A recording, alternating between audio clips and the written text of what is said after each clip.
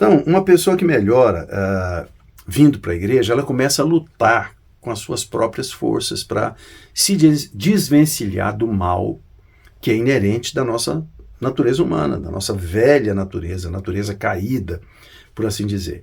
Então, uma pessoa que vem para a igreja apenas porque aceitou um discurso, ou uma pessoa que vem para a igreja porque tem algum interesse de que seja abençoado de alguma forma e que alcance de alguma forma uma bênção, por assim dizer, essa pessoa está propensa a não ter uma transformação de vida. Ela pode até mudar de vida momentaneamente. E esse não é o propósito do Evangelho. O propósito do Evangelho é fazer uma transformação na nossa própria vida. Então, a obra de Cristo ela é para além dessas coisas.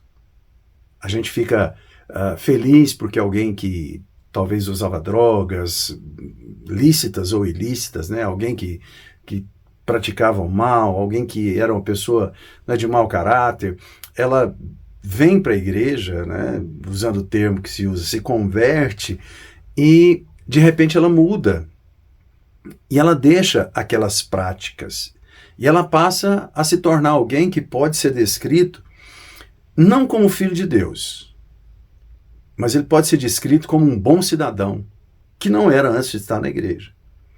Mas o papel da igreja não é formar bons cidadãos. O papel da igreja é fazer com que o milagre da redenção, da graça, se manifeste na vida do indivíduo. João 3:6 diz assim: o que é nascido da carne é carne, e o que é nascido do espírito é espírito.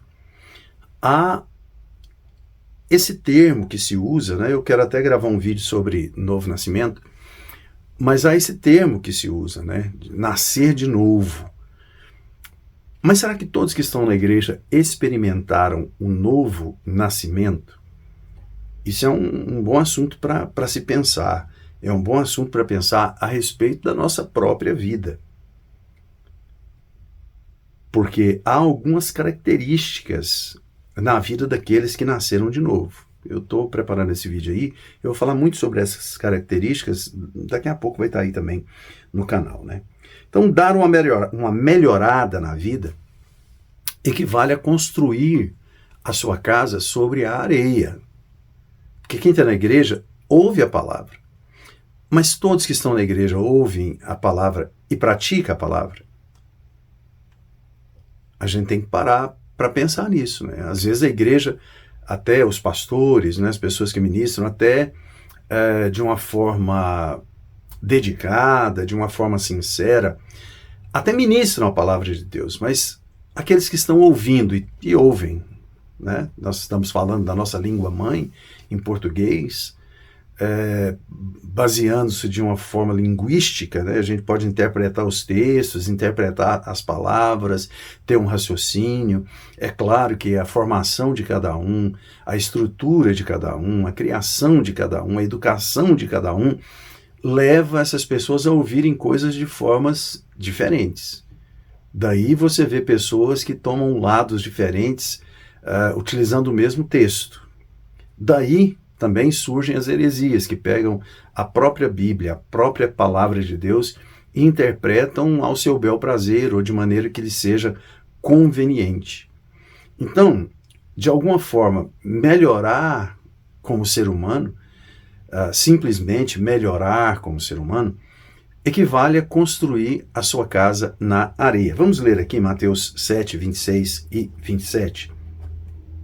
E aquele que ouve essas minhas palavras e não as cumpre, compará-lo-ei ao homem insensato que edificou a sua casa sobre a areia. E desceu a chuva, e correram rios, e assopraram ventos, e combateram aquela casa, e caiu, e foi grande a sua queda.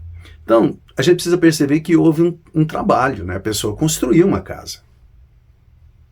A pessoa construiu uma casa, e esse termo casa aqui, ele equivale à vida, né? É uma metáfora da própria vida.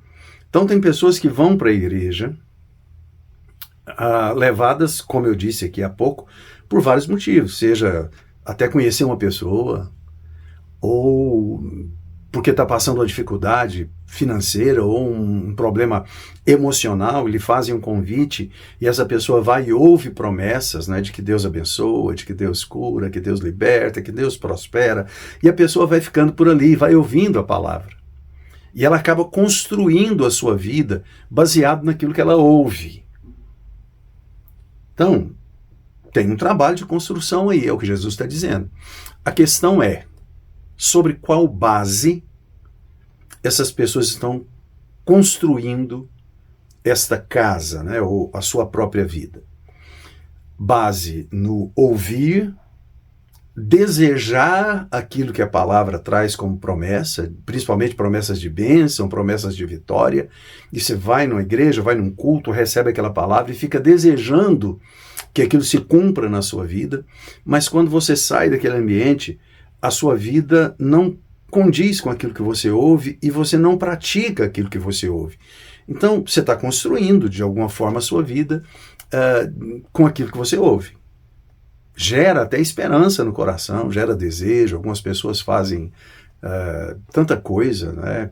E algumas igrejas se aproveitam disso e fazem pessoas fazerem desafios e sacrifícios e tantas coisas assim. E essas pessoas acabam construindo a sua casa em cima disso.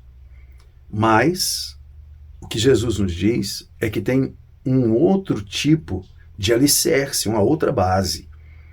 Ele não fala dos materiais de construção da casa, ele não fala de intempéries e de problemas diferentes de uma casa para outra casa. Ele descreve que sobre aquelas duas casas que foram construídas com a única diferença, alicerces diferentes, vem chuva, vem vento, vem tempestade, e a que foi construída sobre a areia cai, e a que foi construída sobre a rocha permanece de pé. E o que é construir a casa sobre a rocha?